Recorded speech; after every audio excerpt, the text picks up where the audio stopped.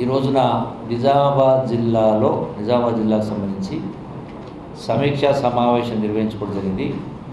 ఈ సమీక్షా సమావేశంలో మొట్టమొదటిగా తాగునీటి సమస్యకు సంబంధించి, అట్లాగే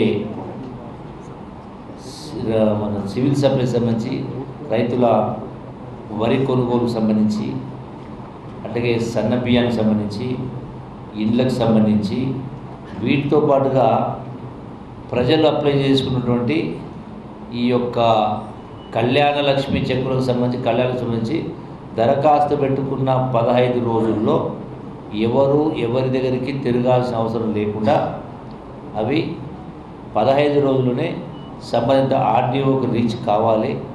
అట్లాగే బర్త్ సర్టిఫికేట్ కానీ, ఇన్కమ్ సర్టిఫికేట్ కానీ, డెత్ సర్టిఫికేట్ కానీ ఇవన్నీ కూడా ఆఫీస్ చుట్టూ తిరగాల్సిన అవసరం లేకుండా 45 గంటల్లోనే ఆ సర్టిఫికేట్ ఇష్యూ కావాలని జిల్లా కలెక్టర్ గారిని సంబంధిత అధికారులను ఆదేశించడం జరిగింది. దీంతో పాటుగా 500 రూపాయల గ్యాస్ సబ్సిడీకి సంబంధించి ఉన్నటువంటి కనెక్షన్స్కు వస్తు సబ్సిడీ కొంత వ్యత్యాసం కనపడతా ఉంది. అంటే ఎక్కడో కొంత లోపం ఉంది. రేషన్ కార్డు తప్పకుండా, ఆధార్ నెంబర్ తప్పకుండా, అప్లై చేసుకోకుండా, డాటా ఎంట్రీలో ఎంటర్ కాకనా ఉంది. కాబట్టి దాన్ని మళ్ళీ డోర్ టు డోర్ సర్వే చేసి ఒక ప్రొఫార్మా తయారు చేసి కలెక్టర్ గారు చెప్పి వాటి మళ్ళీ గ్రామాలకు అధికారులు పంపించి గ్రామ డోర్ టు డోర్ సర్వే చేసి ఎవరికైతే అర్హత ఉండి కూడా రాలేదో వాళ్లకు వాటిని సరిచేసి ఆ మిస్టేక్ సరిచేసి వాళ్ళకు ఇచ్చేటువంటి ఏర్పాటు చేయడం.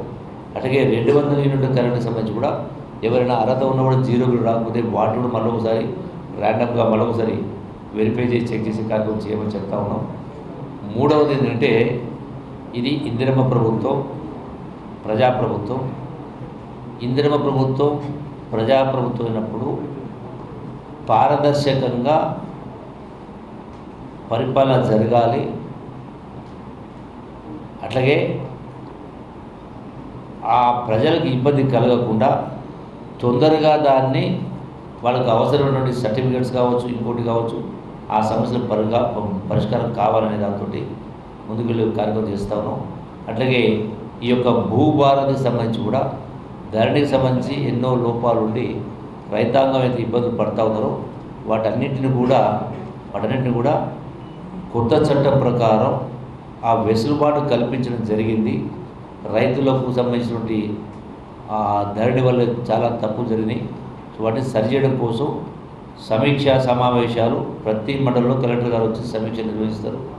రైతాంగాన్ని పిలిచి రైతులకు ఈ కొత్త చట్టంలో ఉన్నటువంటి మేలు ఏవైతే జరుగుతాయో వాటి మొత్తం కూడా విశదీకరించి రైతాంగం చెప్పే కార్యక్రమం చేయడం జరుగుతుంది. దాని తర్వాత వాటన్నింటినీ కూడా సరిచేసి ఏర్పాటు చేయడం జరుగుతుంది. అట్లాగే కొత్తగా ఈ యొక్క అసైన్మెంట్ కమిటీస్ కూడా ఏర్పాటు చేసే కార్యక్రమం చేస్తామని చెప్పని గౌరవ సంబంధిత మంత్రి పొంగులేటి గారు గౌరవ ముఖ్యమంత్రి చెప్పడం జరిగింది. సో ఓవరాల్గా ప్రతి అంశం పట్ల పారదర్శకంగా ఉండే విధంగా తొందరగా పరిష్కార పద్ధతిలో ఆ దిశగా అడుగులేసి ముందుకెళ్ళిన కార్యక్రమం చేస్తూ ఉన్నాం. దీనిలో జిల్లా యంత్రాంగం, కలెక్టర్ గారు, ఇతర అధికారులు, అట్లాగే ప్రజాప్రతినిధులు, నాయకులందరూ కూడా ప్రజల పక్షం ఉండి ప్రజలకు ఇబ్బంది కలగకుండా చేసేటానికి శ్రీకారం చుట్టడం జరిగింది. డెఫినెట్గా నాకున్నటువంటి నమ్మకం, అధికారులపై మాకు నమ్మకం ఉంది, విశ్వాసం ఉంది. తప్పకుండా ఒక నూతన ఒరవడితోటి పరిపాలన ఇందిరమ్మ రాజ్యంలో గౌరవ ముఖ్యమంత్రి రేవంత్ రెడ్డి గారి నాయకత్వంలో ఇవన్నీ కూడా సక్రమంగా ముందుకు తీసుకెళ్లే ప్రయత్నం చేస్తాం. వ్యవస్థ అనేది ఎప్పటి నుంచో వస్తూ ఉంది. ఈ పొరపాటును అక్కడ జరుగుతూ ఆల్రెడీ అధికారులు ఆదేశించడం జరిగింది. వాళ్ళపైన కేసు పెట్టడం జరిగింది.